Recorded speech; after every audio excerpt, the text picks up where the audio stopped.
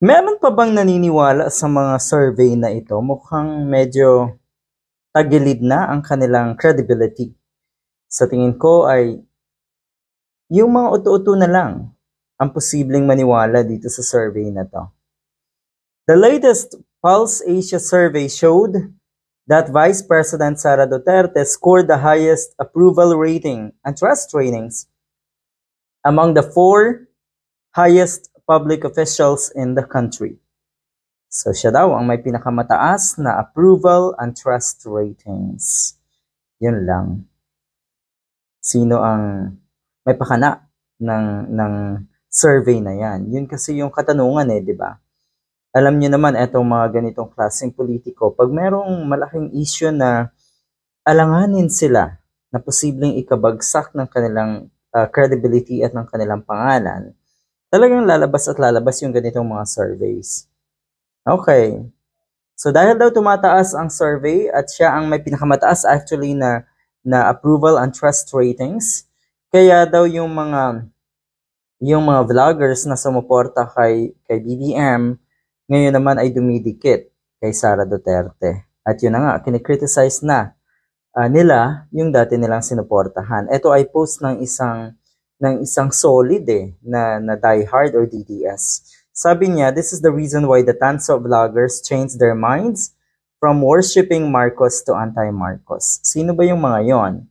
Kung titignan natin sa malalaking vloggers, naandyan si Maharlika, naandyan din si Sasot.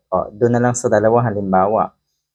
Aminado sila kung gaano sila kasolid na supporter ng Uniteam at syempre ni BBM. Pero anong nangyari? Ayan.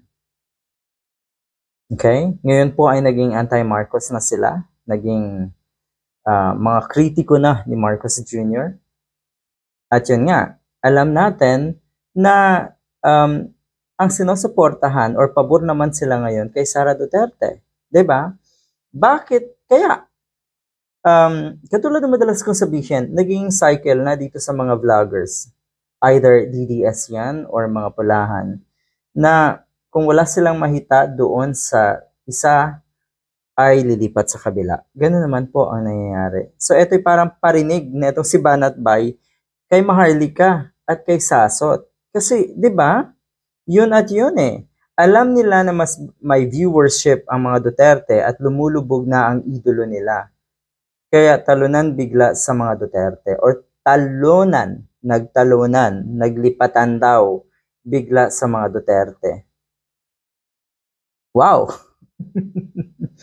Para kasing baliktad yung naiisip ko Sige, sino bang naniniwala? Ulitin natin sa approval and trust ratings na ito. O di ba? Baka posibleng ito ay pakana rin lang.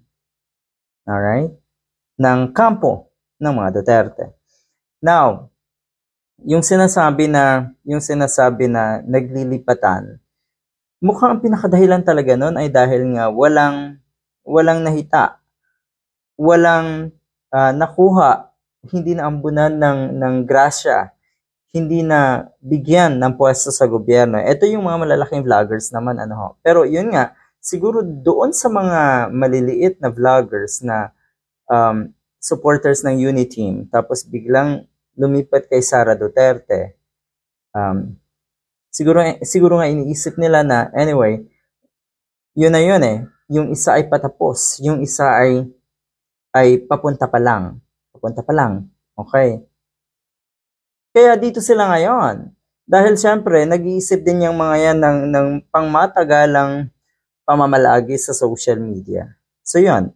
Ganun naman ang sistema nila. Pero ang maganda kasi, kung titignan niyo po, yung mga vloggers na camping, tinatawag nilang mga pinklawan na mga nasa social media. O di ba? Hindi naman yan nagbabago. Camping forever. Pero itong dalawang ito, yung mga vloggers sa halimbawa na pulahan, abay, kamukat-mukat mo, supporting Duterte na. Tapos yung mga DDS, kamukat-mukat mo rin, supporting Marcos na. Ganyan sila 'di ba? So ibig sabihin, walang matinong pag-iisip. Walang prinsipyo. Walang matinong decision din. Kaya, balimbing ang tawag sa kanila. 'Di ba? Parinig ito eh. Doon kay Maharlika at kay Saso, tumbok na tumbok. 'Di ba? Good luck.